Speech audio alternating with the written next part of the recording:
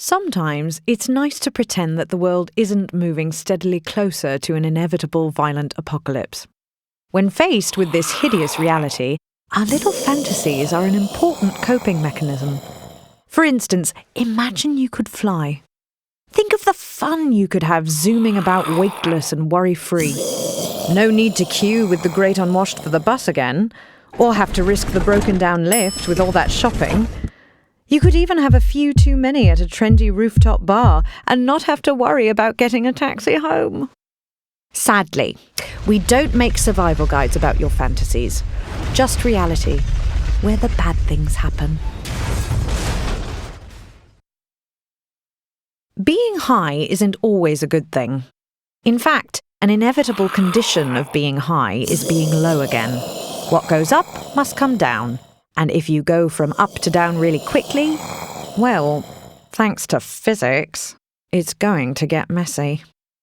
Having never bothered to evolve actual wings, we generally have a hardwired respect for the dangers of height.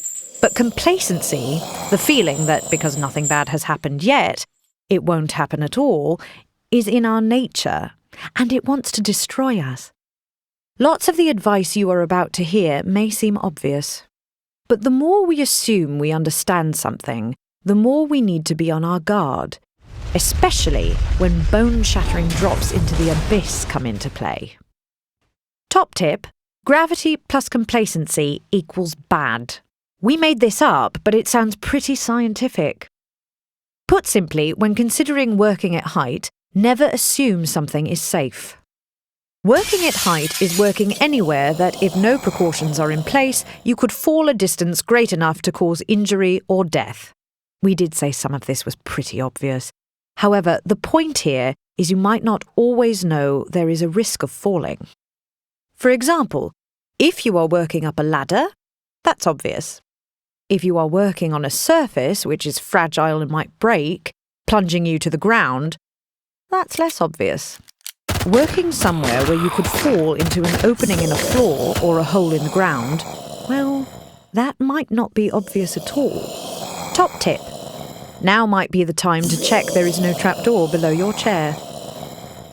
Falls from height are one of the biggest causes of workplace fatalities and major injuries, second only to being struck by a moving vehicle. The majority of falling injuries happen in construction and engineering jobs, but are not limited to these. Accidents can happen anywhere that working at elevated heights is required. What is the worst that can happen? Much like a seemingly incapacitated undead foe, working at height should always be approached with caution. It's important to consider the fragility of the material you will be working on or with to be sure it will take your weight. You don't want to get to the top of that ladder to find the roof is made of tinfoil and held together with good intentions. Some surfaces that are likely to be fragile are roof lights or lanterns, liner panels on built-up sheeted roofs, non-reinforced fibre cement sheets, corroded metal sheets, glass, rotted chipboard, slates and tiles. Judging safety can be tricky. Luckily, there is a clearly defined process you can follow before attempting to work at height that will help you avoid falling to a grisly death.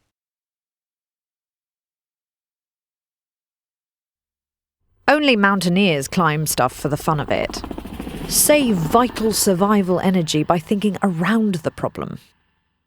Is there another way to get the job done without working at height? Practically speaking, this means do as much as you can from the ground. Use an extendable tool to reach those high-up jobs instead of risking the climb. Make gravity your friend, not your enemy. If you can't avoid working at height, the next step is to reduce the risk of falling. Is there an existing place of work nearby that is safer? For example, that narrow ledge made of crumbling asbestos you were going to stand on, wouldn't it be safer to stand on the nearby concrete roof with the perimeter guardrail? If there is really nowhere safer to work, then can you use some safety equipment to prevent a fall? A mobile elevating work platform or scaffold tower is a great way to provide a safe platform to work from. If this is not an option, you could wear a travel restriction system to limit the distance you are able to move, so you are unable to fall. In any case, once you are working at height, you need to be careful that you work safely. Don't overreach or overload yourself. Make sure that other people in the area know what you are doing so that they don't inadvertently cause you problems.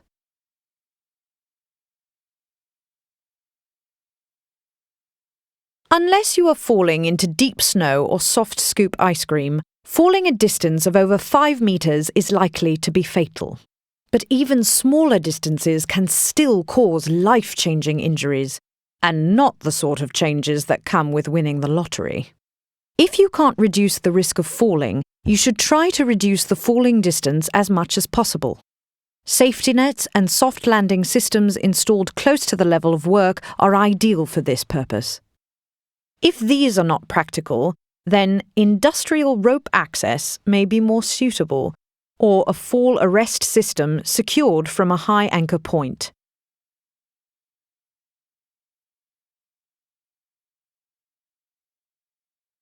Getting tooled up is essential to any survival situation, but it's very important you use the right tool for the job. A risk assessment is a great tool in itself for helping you determine what you need for working at height.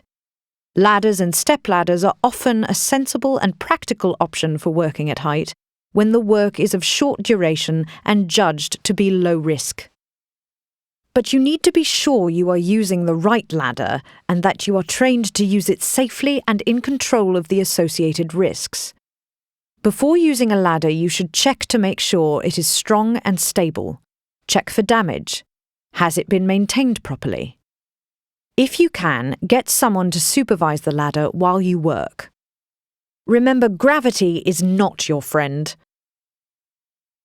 If you get any lofty ideas, it will bring you down to earth faster than you can say head injury. If you must get high, always think it through thoroughly and try to make every step safer. If you think there is a reasonable possibility of you falling, it's probably not worth it.